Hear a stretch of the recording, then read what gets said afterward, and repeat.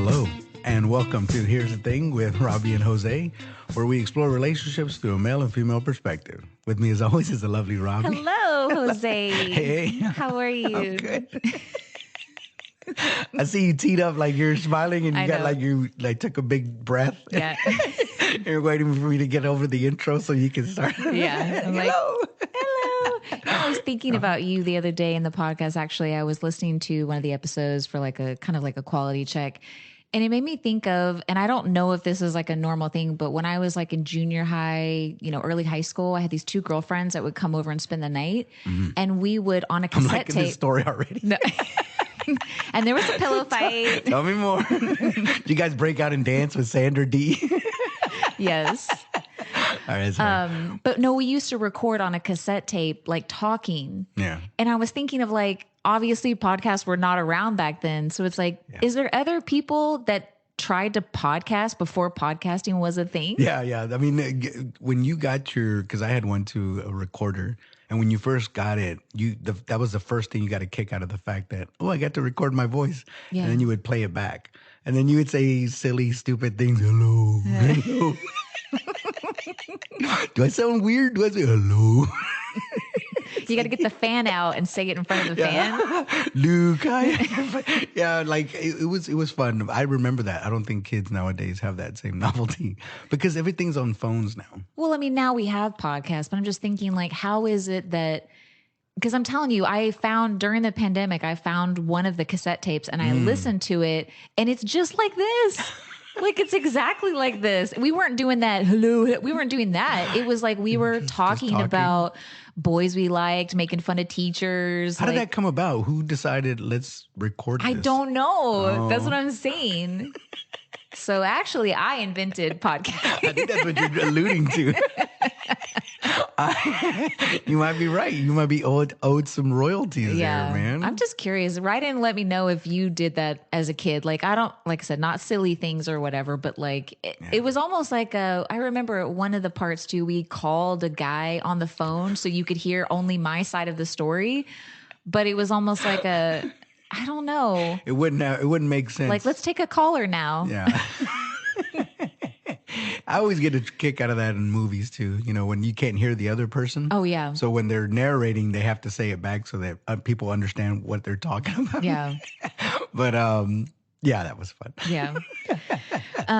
Well, just real quick, and there is a movie. This was on the radio. It had nothing to do with podcasts, but there's a movie with Christian Slater called "Pump Up the Volume."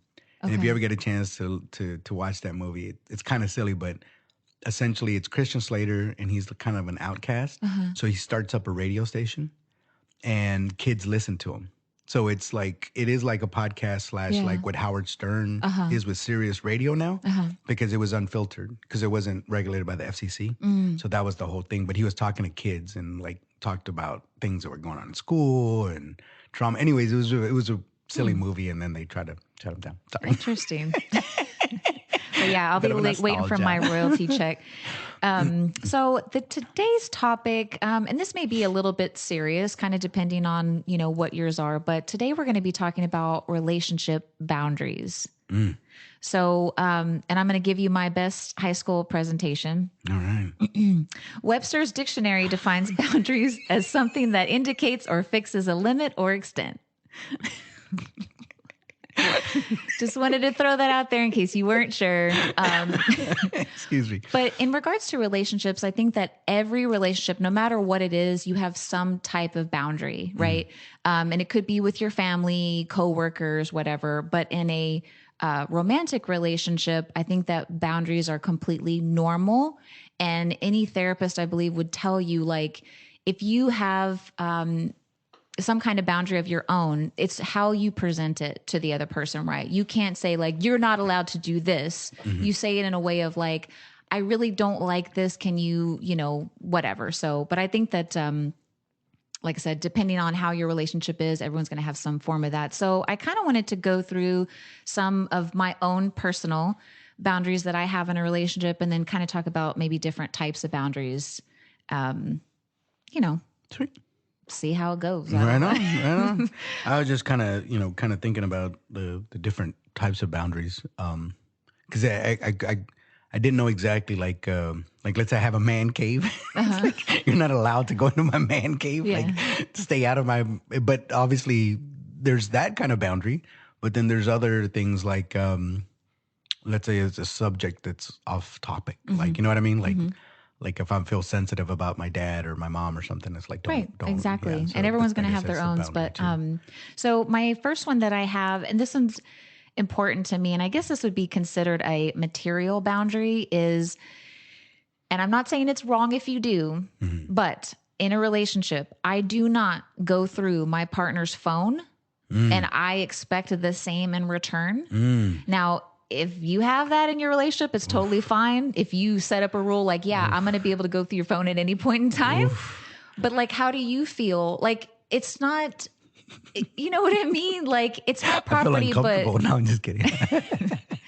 But if I expect that, I wouldn't go around and do it to them, right? I can't remember ever going through someone's phone. If I did, maybe I was a teenager. I don't know, but not in my adult life. But how do you feel about the phone thing? The phone thing, I mean, it depends.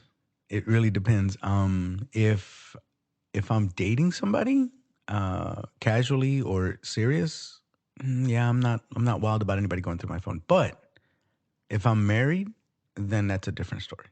If I'm married, it's like, feel free to go through it. What's the difference in that for you? Like, why those two things? Because for me, marriage is way more serious. That's, I was listening to, it was like a TikTok or something, I don't know, but, and there was this older gentleman and he was talking about marriage and he said, in order for you to get married, you have to be in love with marriage itself.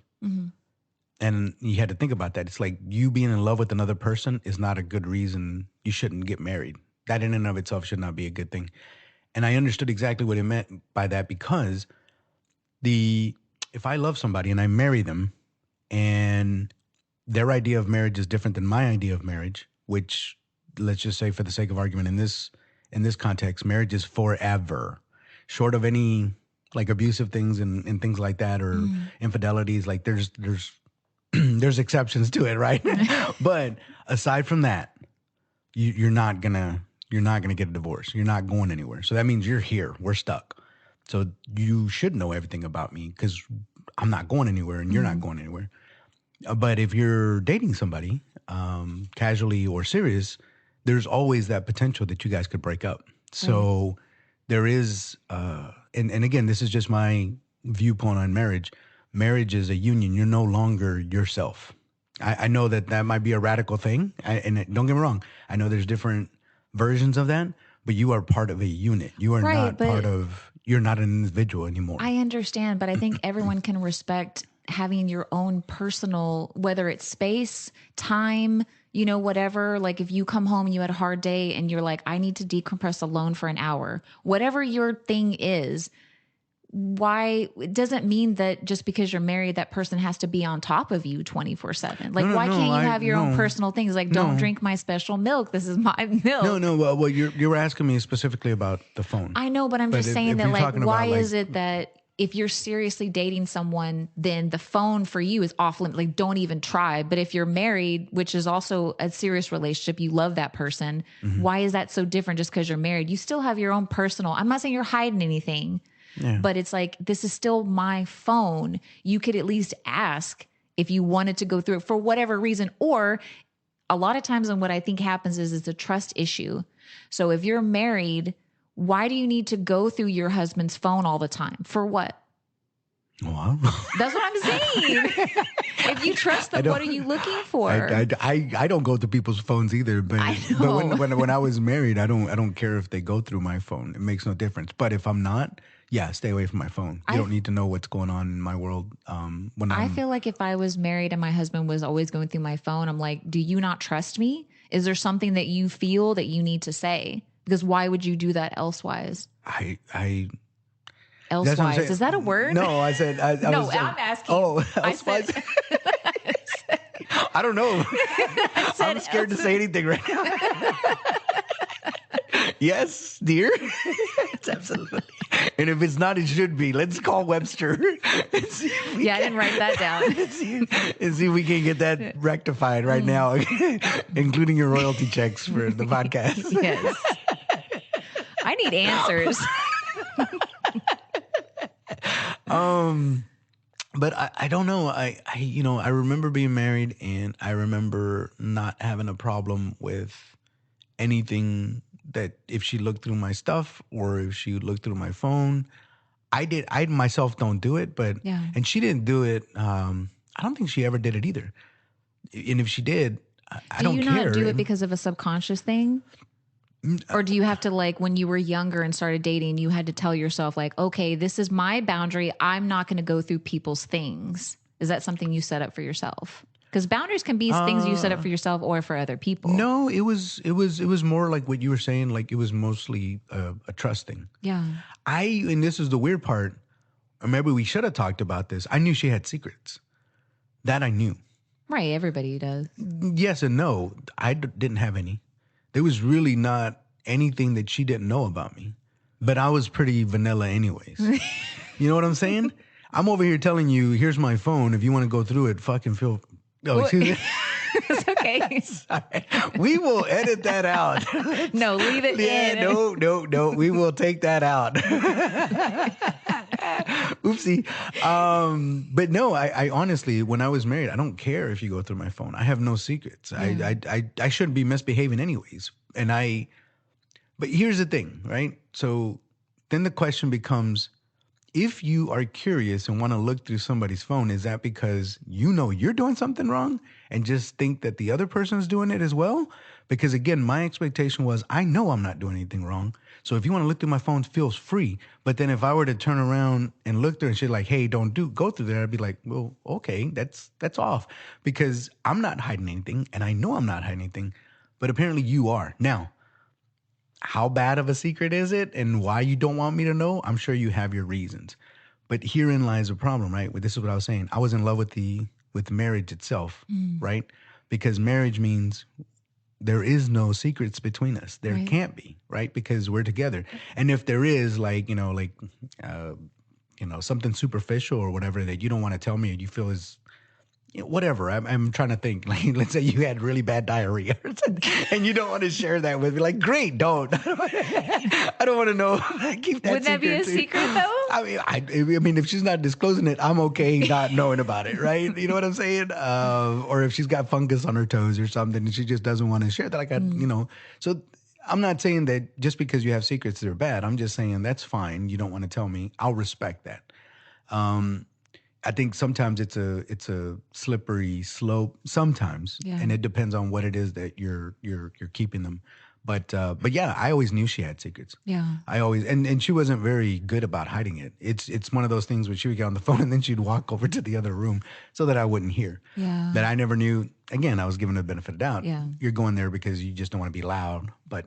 I wasn't that naive. I say that's probably the majority of the cases because you have secrets. But for me personally, I like my certain things private to myself. Like if I'm not home, no one else is going to be in my home. It's not that there's a dead body here or anything. Like there's no secrets Are here. You sure? But like, because the other day it smelled a lot like Clorox. You should be worried then if that's the case. But like, my phone, there's nothing on there. It's just like, if I, snapshot photos from like something I'm looking online, or I make notes like to-do lists or whatever it is. It's just like, that's my personal things. I'm not trying to be secretive. It's just like, I don't need someone in everything. Not that I'm trying to hide it, but it's still my No. space. I mean, yeah, I totally respect it. But for me, I wouldn't care. Like I said, but that's what I'm saying. It depends on the type of relationship that I have. Yeah. So, I ironically, like let's say it's a buddy of mine. I would be okay with him looking through my phone, but it's a buddy, so it's a different. I still wouldn't like that. No, but I wouldn't care. Like, let's say I needed an address or something. I'm over here and he's over there, and I'd be like, "Hey, dude, get me that address on my phone. Open it up and get it." But I would be okay with that. Yeah, I would say for a guy that's probably the case, but I will say for females, because you said they're more curious. Because I had a girlfriend one time. take my phone and start reading my text message exchanges from other people. And I caught her and I was like, what are you doing? She was like, oh, I just wanted to read. I was like, what? Like, what are you talking about? Who does that? Look at me, I'm Sandra D. She was not one of the girls that was at my slumber party. But like I said, if you don't care. So what did you do? I'm sorry. Now I'm curious as to what did you say? And she's like, I said, curious. what are you doing? And she said that, and I snapped my phone from her hand. I was like, don't go through my phone. Are you crazy? Or something of that sort. Maybe I'm cleaning it up a little bit.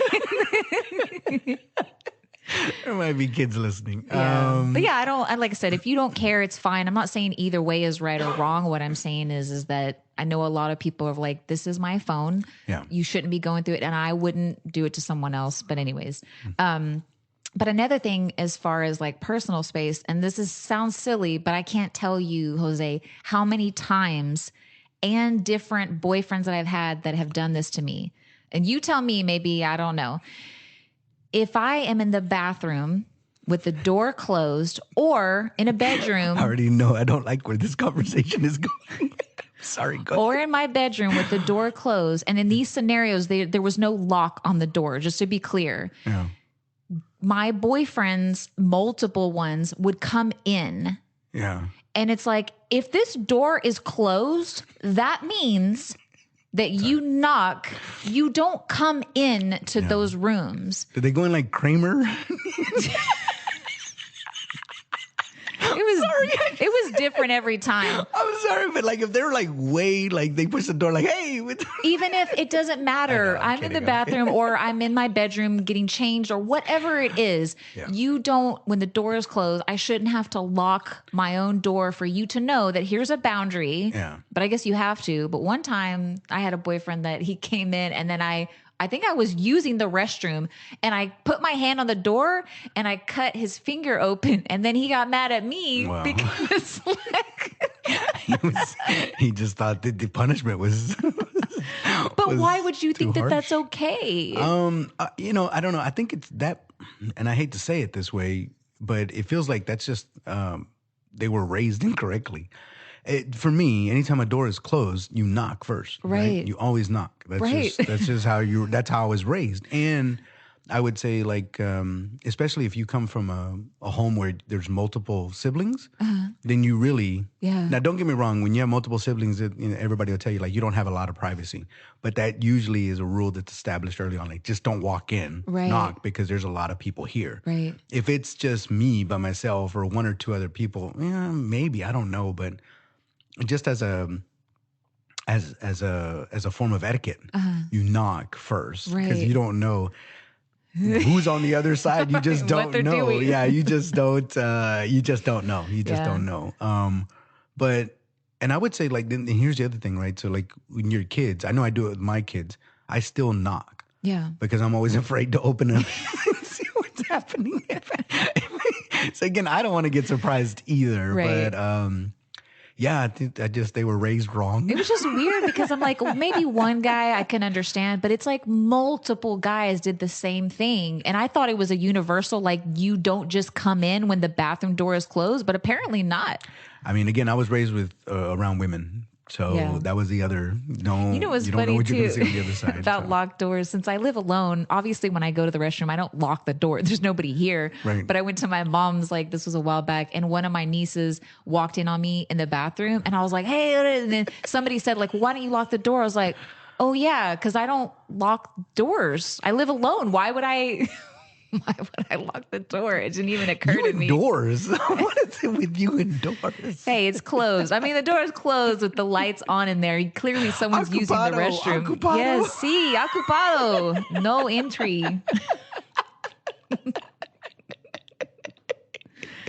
But yeah, I mean, in that too, the same thing if like you need, like I said, personal space, alone time. I don't want someone on top of me all the time. I'd like to have my alone time. I'm not saying like, oh, you go away for 10 hours, but like if I just want to go watch my favorite show in the bedroom with the door closed, like just let me have my alone time. And I know Like I said, if you have in that relationship where you both don't like that, cool. But if one person, if I'm expressing to you, here's my boundary, I still need alone time, even though we're living together, like, please try to respect that. Don't say like, hey, if the door's closed, you're not allowed to knock. Don't talk to me. Don't be mean about it. So I hear what you're saying. I don't disagree with any of it. I think sometimes there's a bit of a double standard. Because what you described there is pretty much every dude.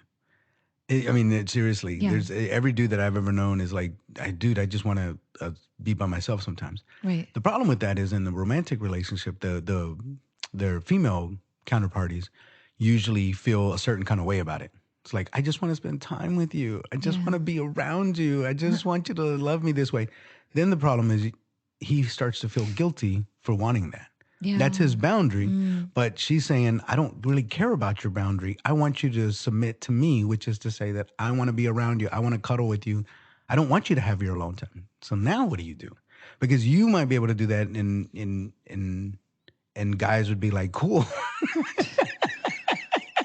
I don't care. I'm glad you said if my partner needs his alone time, I'm totally fine with it. And I find it hard to believe that other women, I know they are, but I'm just saying, like, why is it that if your husband says, hey, I'm going to go out in the garage, tinker with some things for a while, I'll see you in a little while, like, I'm just going to hang out by myself. Why is it such a big deal? No, I do. You tell me.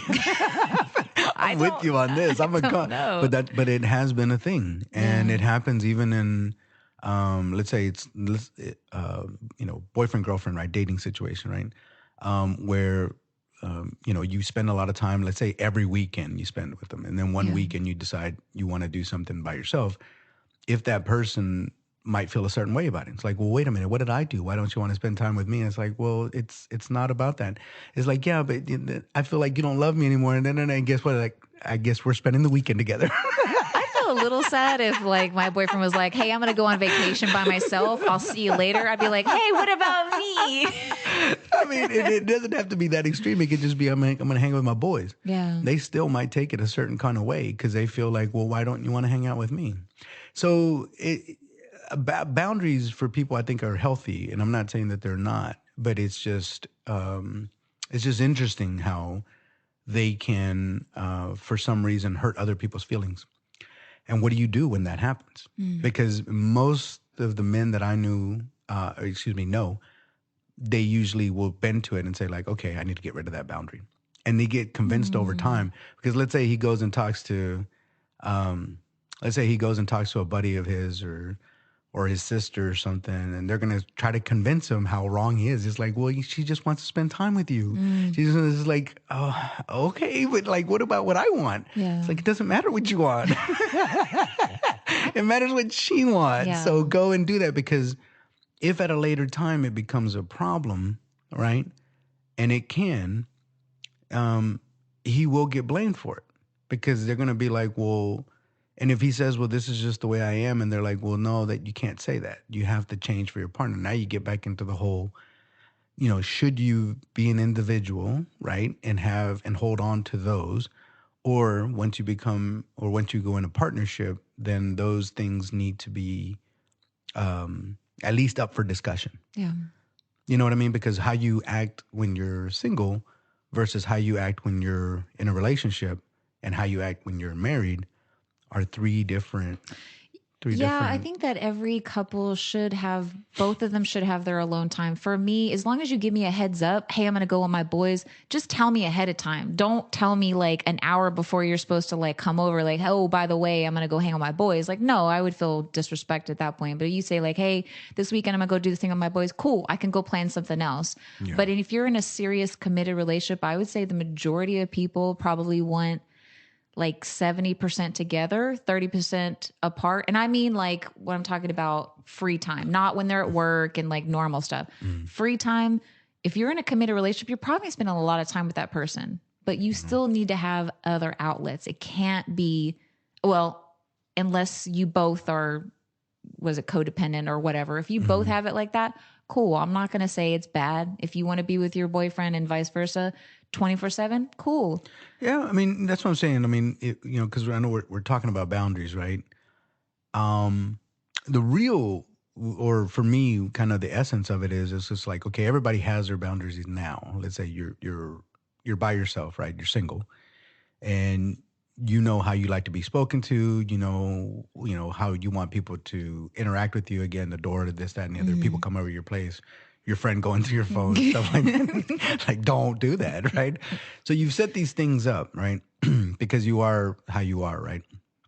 Or for instance, let's say you don't like dishes in the sink, right? Because I'm single. I don't like dishes in the sink. This is how I operate. Or you do. It doesn't matter. I love it. Piled up to the ceiling. It's like I only start worrying about it once it starts to overlap into the counter, and then that's my indicator it's time to do it.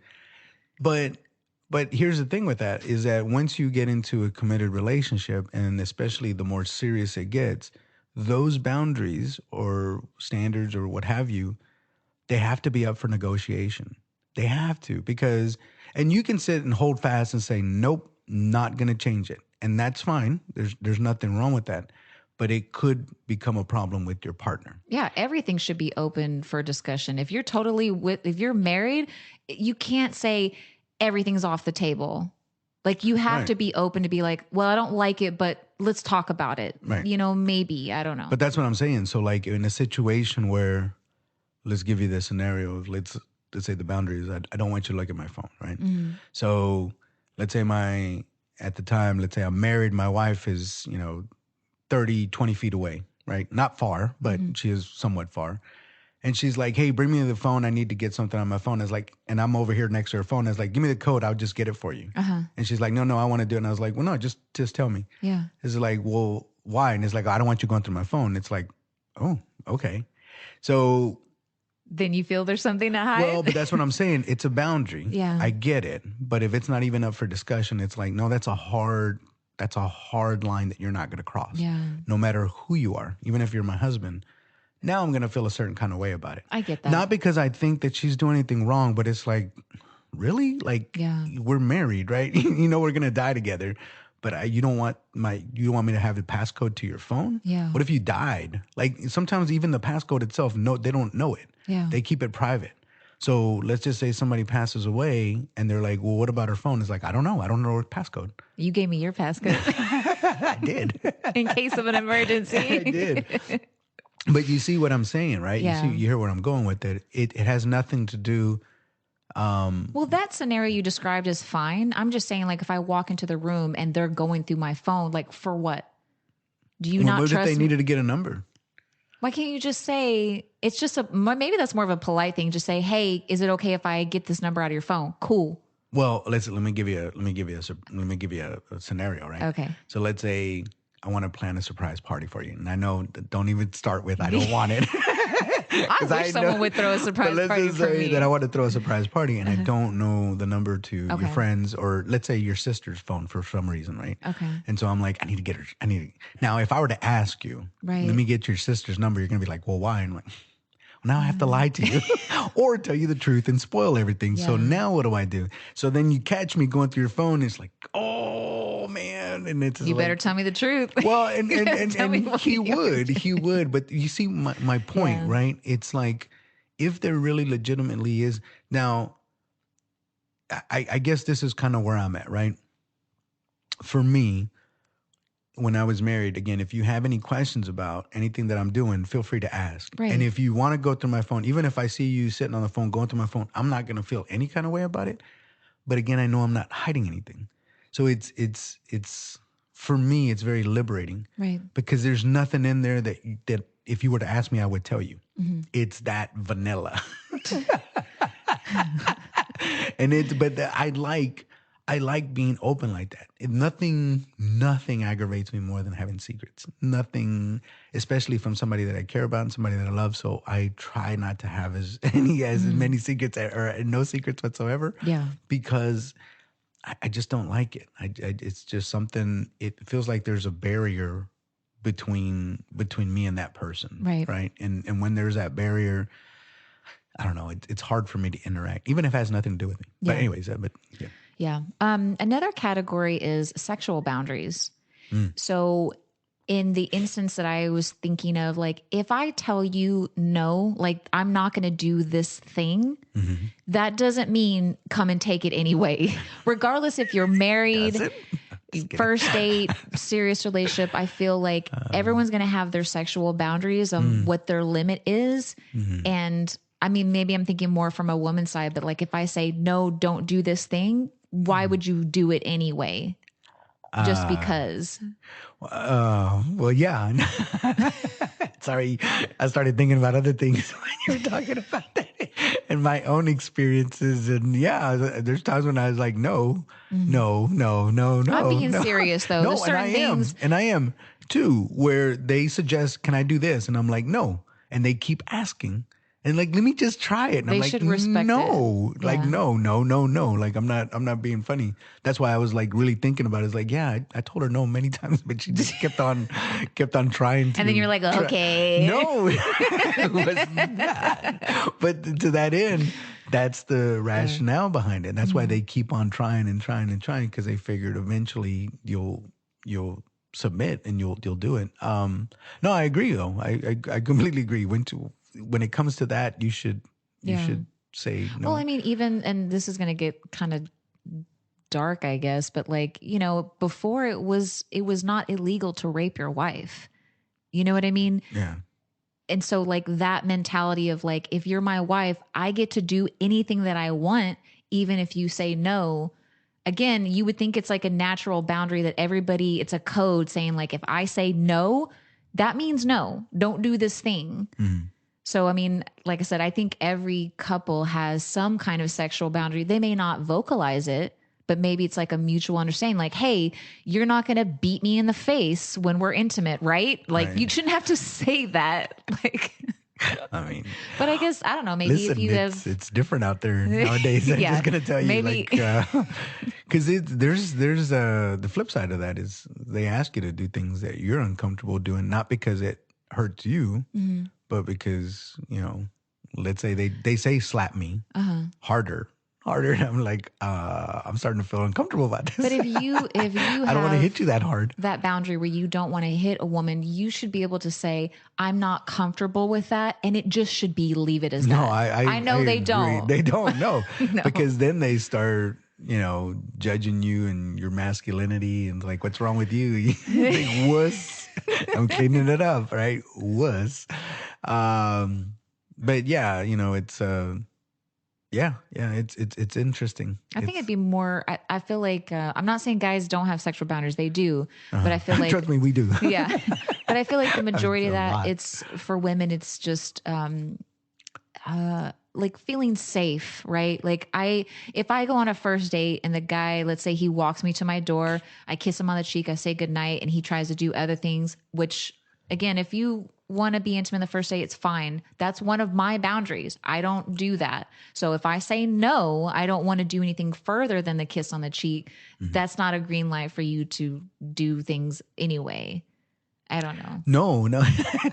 Who would interpret that? But, well, By saying- rapist, I don't know. I mean, yeah, like, but- guys do that still. That's what I'm saying. You shouldn't have to explain, here is my boundary. You should just say no, or I'm not comfortable with that, or whatever it is. And it should be, okay, cool. Yeah. Well, and don't get me wrong, you don't have to explain it either. However, if your partner, your current partner knows that you did that in the past with other people, but now you're telling him or her no, they So might like feel a new boundary, you mean? they're going to feel a certain kind of way. They're going to feel a Right. certain kind of way. Right. And I'll just make it very trivial. Let's just say, for the sake of argument, I'm with my girlfriend or whatever, and I don't open the door for her. It's like, I don't do that anymore. It's like anymore. It's like, well, that's a boundary. I just don't do it anymore. Back in the day, all my girlfriends, if we were just casually dating, I would open the door for you and let you in first. But I just don't do that anymore. She's gonna feel a certain kind of way about it. Right. She's gonna be like, "Well, why don't you want to?" Because I just don't. I don't think it's right. I think it's. And again, she's gonna ask you why. Well, something So- like that, you may want an explanation. But if I say, like I said, I shouldn't have to say, don't beat me in the face. I shouldn't have to say that. It's implied. Well, that's what I'm saying. It depends. If you've done it in the past, and I'm not saying that people can't change their minds, because I know that people say, well, no, look, I'm different. I changed my mind, and fair enough. But you also have to take into consideration that person's going to feel a certain kind of way about it because you have done it in the past. You're just not doing it with me. So it's like, why are you not doing it with me? But you did it with everybody else. Like, I feel less special, and I'm supposed to be the special one in your life right now. So yeah, whether it's you shouldn't have to explain, but more than likely they're gonna ask you why. Yeah. They're gonna ask you why. And that's fine. Like I said, if you need the explanation, I think it's fine. But you should still, after that, leave it as that and just accept it. I'm with you on that. Like, you're preaching to the choir. You're talking about leaving things be once they're settled. Guys are really good about letting it go and moving on until 6 months later when you bring it up again. Right. Sorry. Yeah. Another type of boundary is verbal boundaries. And what I thought about for me is I kind of have this rule when I'm in a relationship. I don't call the other person names. I don't know where that stems from exactly, but I've always been like that. Maybe when I was younger. You don't call them your boo? No, mean names. Derogatory things. You my boo. I don't say that. Jeff, come here, Jeff. That would be weird. You know how weird it is when you get into a relationship and you immediately start calling him a pet name? Babe? Yeah, babe is universal. Everybody says babe. I'm sorry. I threw up a little bit in my mouth. Sorry.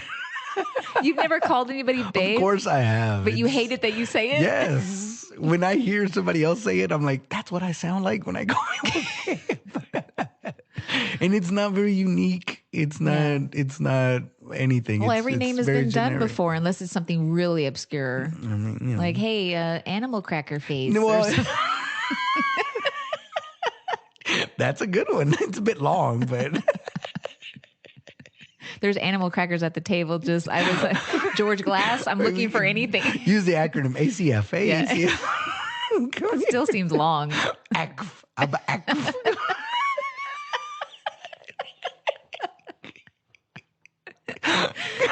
Sexy ask you. But that's weird.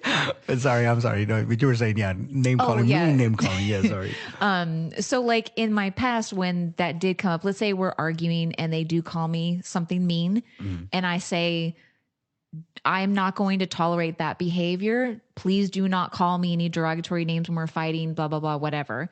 If you continue to do it, like I was saying, me setting up this boundary, it's just something, and usually I don't have to say it. Honestly, like it's not in my adult life, it doesn't really happen like that. But if you're in a new relationship, you may have to say like, hey, here's my rule. When we fight, name calling is a no. Like, so that would be one of my forms of like a verbal boundary. No, I agree. I think there are some couples that do get along that way. Yeah. But and if it works for them, great. But yeah, if you're not one of those people, then you know what? Here's the thing too. Like, if you both do it and you're totally fine with it, fine. But I would feel like, don't you think that if you're doing that at some point, wouldn't it just escalate? You know, it's like when you see parents that like beat their kids, right? It usually doesn't start right out the gate, them just punching them. Usually it's like the spanking, and then maybe you whip them with something, and then maybe you lock them in their room. It's like the abuse starts escalating. So if you're yelling and calling each other horrible names, I would feel like at some point, wouldn't that just kind of start escalating slowly? And before you realize it, maybe it does get physical. I mean, I don't know if it gets physical. I think it depends if it's part of your natural or your vernacular. Then you're going to say it in anger, but the words and the vocabulary is still going to be the same. So, if you use the B word, let's say, for instance, right? And you can use a B word and you use it very casually. Come here, B. And they're like, what's up, baby? And I'm just saying that I'm not the one. I'm not the one either. But let's just say that that's part of it. Yeah, it's just part of their vocabulary. So later on, let's say they do get into a fight and they use it. They're using it in a different term, but it's not going to be as severe. Now, it makes makes me think of 40-Year-Old Virgin when they were at the club and he's like, I'm not looking for drunk bitches. He's like, you using bitch in a derogatory sense. Exactly. Exactly. That's exactly. I'm sorry. That's exactly right. So, but I would say that, so even then, if they're arguing, it's already part of the way they're using it. So the word in and of itself, it might take on a different meaning in anger versus, just pet names or whatnot. But well, it depends if you can control it or not. Because if anyone knows me, I cuss like a sailor. But if I'm arguing, I'm not going to transfer that and start calling you horrible names. Like I just wouldn't. You have to control some of that. But that's what I'm saying. Like if you use that on a normal basis and then you call them that in anger, I don't know that it. I don't know. I don't know how they would take that. But I know that if you don't use that on an everyday basis, and then you call them that, trust me, it'll reverberate a lot more than it's just a normal word that I use every day. Yeah. So. Well, in the same realm of the verbal boundary, you talked about it earlier with the diarrhea thing. I was thinking of like certain things that you don't want the other person to say to you. So I told you in the past, I had someone who was describing their bowel movements. I shouldn't have to tell you that I don't want to hear these things. You shouldn't?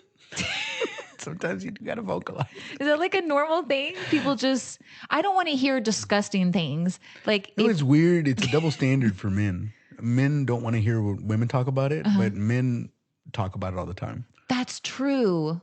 Why do you? Why do you do that? Well, and things are changing now, but it used to be there's an image that men have of women. And we don't go to the bathroom. No, you don't. You don't do anything horrible or nasty and stuff. But nevertheless, we know now that that's incorrect. Where did they go before when there wasn't bathrooms and they were just like out? They go farther in the woods so their husband or whatever. No, it's not that. It's I think where it stemmed from is obviously when somebody gets married. But yeah, they had outhouses. That's a good point. But I'm just going out there to clean it, honey. Yeah, I'll be right back. But it was away from the house. And actually, I remember watching. I'm going to digress this a tad bit. I remember watching like a nature show or something where they show families in Alaska living in Alaska and whatnot. And when you talk to them, when you say like, okay, you live out there and you have an outhouse, and they're like, yeah, and you poop in your house. That's disgusting.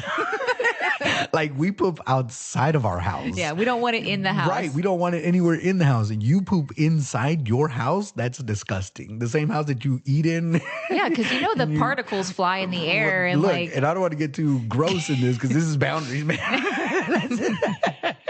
But I'm just saying, I get their point. Like, I didn't even think about it that way. Like, you're more civilized because it's completely away, detached in a different area. So, but anyways, going back to it, I think what ended up happening back then is you would court a woman, right? So nowadays, things are sped up. I'm not passing judgment whether it's right or wrong, but it's sped up. So back then you would court them.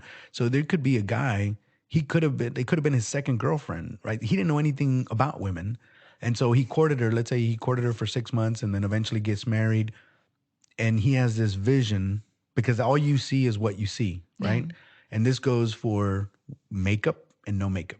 Because I've only seen you with makeup and done pretty. But now I'm married to you and I got to see you every day. And I know you can't wear makeup all night. You have to wash it off. With and all no this eyebrows. Yeah, you have all that stuff, right? And you're going to the restroom. So that facade starts to, you know what I mean? So that's where, and it happens with guys too, obviously. They might treat you different in the beginning of the courtship versus once you're in it a little bit more. But anyways, I think that's where it stems from, is that you have this vision or you have this idea of what women are, and they're all this pure and blah, blah, blah. But we know now that that's not necessarily the case. I saw a meme the other day and it was like, guys, when they're dating you, it's a text that says, baby, I don't feel good. And then it says, guys, when you're married to them, is like, I had diarrhea 7 times today. It's like, but I get it that some of the things, like when you move in, like, yeah, okay, you're going to see some things. Like I get it, or hear some things, but like, I don't want to talk about, you don't need to tell me. I'm trying to pretend that thing doesn't happen. Yeah. Like, I think there's a certain, and this is a weird, now I'm starting to think of different things. When men think about women, it depends on the woman and it depends on what light they see them. So for instance, it's still gross if like your sister is pooping and stuff like that, right? But it's different because you have no sexual attraction to her. Right. You're my sister. You're my sister. There's certain parts in the South, let's just say, but nevertheless, and for the rest of and royalty too, because But anyways, but when you have a romantic partner, you want to see your wife or girlfriend, whatever, as a sexual being. Right. And that kind of kills it. Yes, I know. Believe me, there's things that I wish I didn't know. Yeah. So guys just love to tell me. Yeah. And so I don't know. Obviously, it's not a turn on for women to hear guys talk about it, but I don't know. You guys seem to be more acceptable about it or whatever. I don't know. But I know that whenever we start hearing about it, it can kill that. And I was with a group of friends one time, and this topic of discussion came up, but it was slightly different. It was whether or not you care if your partner goes to the restroom with the door open. So if you're living together, or let's say even spending the night, whatever, but they decide I'm going to go to the restroom and leave the door open. And that's a different topic, but that's another boundary. It's like if you have to be in there, you close the door. Well, it depends, because again, one person might be like, I'm not going to, and the other person's like, you should, because that's the way it should. Now you're those two boundaries, which is ironic, are maybe you go on the other side of the house. Well, maybe, but they're going to collide, right? And boundaries in and of themselves shouldn't collide, but now they are. Yeah. And that's the weird part, right? Because you think a boundary is stagnant, and that's the line. Yeah. But it turns out, no, they can't collide. And when that happens, it's a cultural thing. Yeah. And so, but anyways. Yeah. I got you. Well, another one of mine is, and this is considered an intellectual boundary, is, and I think we've touched on this in the past, but if I'm in a relationship or any type of relationship, even with you, if we're talking about something, both of us need to respect the other person's opinion. So like if some couples, they say like, okay, we're not going to talk about religion. We're not going to talk about politics, blah, blah, blah. But like, it's okay if you and I don't view it the same. We don't agree, but you shouldn't belittle the other person and keep on and keep on and keep on. Just let them have their opinion. Yeah. You know what I mean? And be able to talk about that without getting to this huge argument. I mentioned in my past, like I've been with someone who felt very strongly about a particular subject that I was a little bit more liberal about. Yeah. And it's like, we can have that discussion. It's totally fine. It doesn't have to be an argument. Yeah.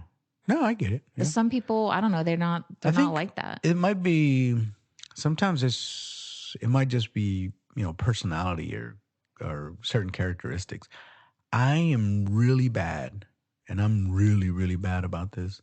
I love playing devil's advocate. Mm-hmm. Love. Yeah, we've seen it on this show several times. Yeah. But here's the thing about that. It's never meant to hurt anybody, and it's not meant to belittle them or devalue their opinion. When I do it, the intent behind it is, did you take this into consideration when you're formulating your opinion?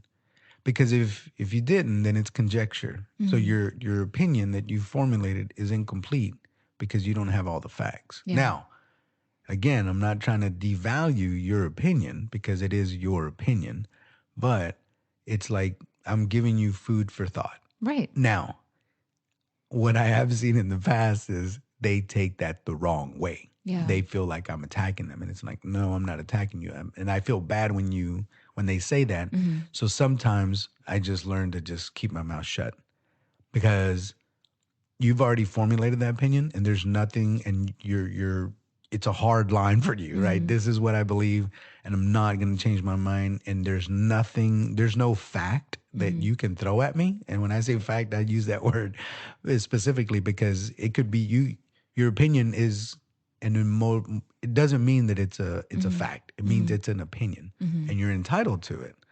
But so long as we're not confusing facts with opinions, because that you're not right. Yeah, you're okay to have that opinion, but that doesn't mean you're right. And I'll respect that you think that way, just so long as you understand that you're not right. Yeah. It's funny. We saw that in Love is Blind when Bartise and Nancy were talking about abortion, and everyone has their opinions on if that conversation was fake or whatever. But the point is that it was a serious topic. They had different opinions. And what we saw was they talked about it openly and lovingly. And at the end, it was like, okay, I'm glad to know how you feel about it. It's not one person saying you're wrong about your feelings and opinions and here's why. Right. And that can be really frustrating when you're trying to talk with your spouse or partner. And it's just like, if we want to talk about politics, we should be able to, as a healthy couple, talk about it. And if we don't agree, it's totally fine. Yeah. I like talking to my partner, and I like getting their opinions on stuff, even if I don't agree with them, only because it gives me insight into how they think. Yeah. And that to me is, that's gold, because the logic that they apply to one thing, I'm not saying that they apply the same logic to everything, but in some cases they use the same logic for different scenarios, because that's the logic that they use. Yeah. Right? Like everybody has a thought process, and everybody, whatever's worked for them when they're solving problems or forming an opinion based on their experiences, right? And that's all you really have. Right. So when you formulate an opinion because of the experiences, you're going to start formulating that same opinion across the board for multiple things. You're going to apply it to a lot of different things. I'm not saying that's the only thing. It's like a personal conduct. Like this right. So like I'll give you an instance, and I'm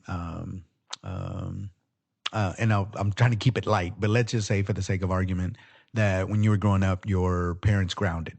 And you hate grounding, like you're so against grounding because when you were a child, you were grounded and it was the worst thing in the world. I'm not saying that, I'm not trying to make light of it. Maybe some people were traumatized.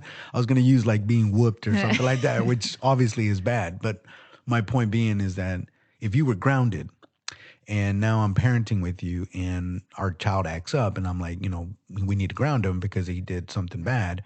And you're like, nope, not going to do it, because it happened to me and I don't want to do this. Like, well, okay, but that doesn't make it bad. It just, I get that that's an opinion of yours, and don't get me wrong. Then we have the conversation of, okay, where can we meet in the middle? Right. What is an appropriate punishment for that crime, right? If grounding is off the table, what do we do? Right. And then, you have that conversation. It's like, okay, how would you, but that's my point, right? It doesn't make it right or wrong. It's an opinion and you're entitled to it. There's nothing wrong with it, but I don't, again, I don't have to agree with it either. So I wonder what parents do in that scenario. If one is like totally against any type of punishment, like no consequences at all, and the other one is, how do you like, let's say that the one that says, no, I'm not going to punish my kids no matter what they do, end of story. How do you compromise with that with someone who's not willing to? I mean, that's no, man. You're talking about boundaries. I'm over here telling you at that point, if I'm married, there are no boundaries. That I guess could be a type of boundary of like, you need to be willing to be open to talk about each and every scenario that comes up. Yeah, no, I don't know. That's why I'm saying, like, for me, it's kind of one of those things that you would have to figure that out before. I mean, maybe you have that conversation before you have children. Yeah. I think it's a good before exercise. You get married, you should talk about what kind of parenting. I'm always skeptical about having scenario-based conversations that haven't happened yet. Yeah. Because you don't know, right? And you hear people all the time. It's like, if this were to happen, I would never do that. Right. It's like, yeah, but you haven't been put in that situation, and there might be other circumstances around that. So yes, if you're logical and this, that, and the other, and I've seen it 1,000 times where, let's say it's a guy or a girl, and they're like, if my partner cheated on me, I'm out. I don't care. I'm out. It's like, okay, cool. Then it happens real life, and it's like, okay, so you're out, right? And it's like, well, no. Yeah. I know I was talking all that noise that I was going to be out, but it's different. It's like, is it? Okay. So did you factor in that scenario when you were yelling at me, telling me that you would be out no matter what?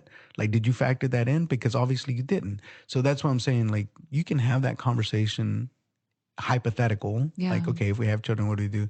Sometimes it works out, right? Because you'd be like, okay, so your stance is ...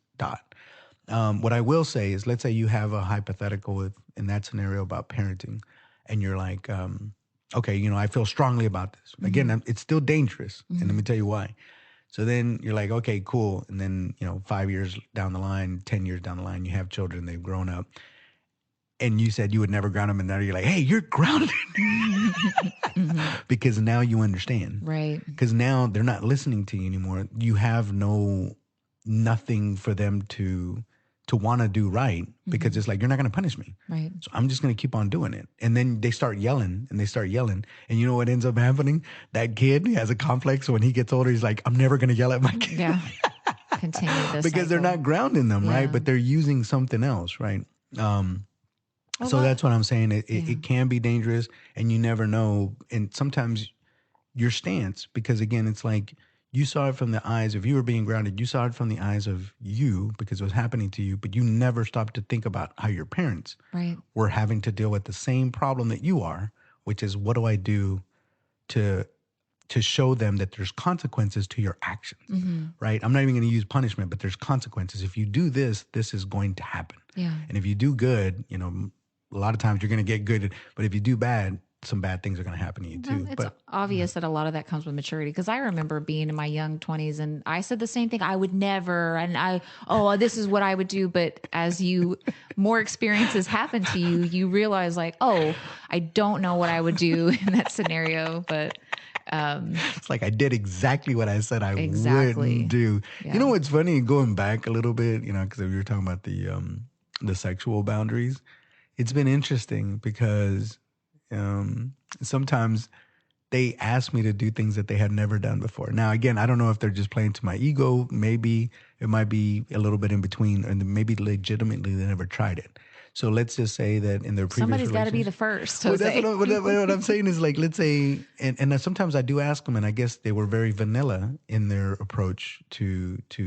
And when I say vanilla, I'm just going to say, like, the act of making love or having sex, it's not that complicated. There's, like, you know what I'm saying? Like, it's pretty straightforward. But then you do different things. Like you said, you try different things and this, that, and the other. And some of them have been like, yeah, I've always just kind of done the usual things, and now I want to try something else. And I'm always curious to know, like, well, did your previous partner want to try that? And you told them no. Yeah. And then now they're feeling subconscious about it. And like, maybe that's the reason why they left me. Maybe I should have tried it. That's weird. And then you feel embarrassed that you even said it. Right. And or let's just say that was the reason why they broke up with you. It's like, look, there's just nothing in the bed anymore for us. Like, I'm just not feeling anything. It's like, I get that you have boundaries and you only want to do these things. I want to branch out and you're not letting me do that. And let's say it doesn't work out, you break up. Now that girl or guy can be like, oh, now I should try it out. Like, I screwed up. Maybe everybody's going to be this way. Maybe I should have tried it out. Unfortunately, that guy's already gone. So she's going to try it with the new guy. Enter Jose. Sure, why not? Let's try it out. Like, I'm game for that. But it's just interesting. It's just how things that's what I'm saying. Boundaries, I think they're healthy. I'm not saying that they're not, but it's just how your boundaries affect other people. It's fascinating to me. Yeah. Because it can be contentious, and it could be like, hey, look, you know, let's say with the phone thing. It's like, look, I don't get to look through your phone. I respect that, but I'm sorry, I don't trust you. And I can't be with somebody that I don't trust. It's like, I love you. I don't think you're doing anything wrong, but I do not trust you. So if I don't trust you, I'm out. Yeah. I wish that wouldn't, and I wouldn't say like that's the first time, but let's just say over the years, and you're like, you know, because and again, I'm playing devil's advocate here, but the opposite side of that is like, you say you love me, but you don't love me enough to look at your phone. Like, okay, that's something for me to examine. And you know how people are, they're in their own minds. They start thinking about it. They start thinking, well, maybe they are trying to hide something. I wonder what it is that they're hiding. They're pretty god dang good about hiding whatever it is. And you're not, right? But you can't stop them from, you know what I'm saying? Yeah. It's like, that's what I'm saying. If you're going to look through my phone, it's like, look through it. If it's going to put you at ease and it's going to make you happier. And again, I'm not saying one way is right or wrong. I'm just saying for me personally, if I'm married, you want to go through my phone, go for it. You want to go through my drawers? You want to go through my stuff? What mine is yours and what's yours is mine. Like, go for it. Go through it. Some of the stuff you might discover you might not like, and I understand that too. We can talk about it, but go for it. I don't mind that. Yeah. But I know that even when it happened to me, even though I didn't care for it, I just figured it was part of her autonomy. and I'm gonna respect that. I don't know. I think now it's like maybe I should have looked through it. Maybe I should have been more curious, because I was completely oblivious and it caught me off guard. And it's like, if I had looked through that, if I had caught it a lot earlier, who knows what things might have been, whatever. Because we know how that tale ended for me. It did not end well, but it was because I always trusted them. No matter what, I trusted everything about them. So, anywho. Yeah. But I think every healthy couple, or even not even healthy, I think that everybody has every toxic relationship. Every relationship has some kind of boundaries, and maybe that'd be a good discussion. That if you're with someone, maybe you sit down and have that conversation. Like, hey, we've never really talked about boundaries. Let's have an open discussion about it. I think it's healthy. Yeah, so, absolutely. But anyways. Okay, well, till next time. Fun topic. All right, till next time. Bye. Bye.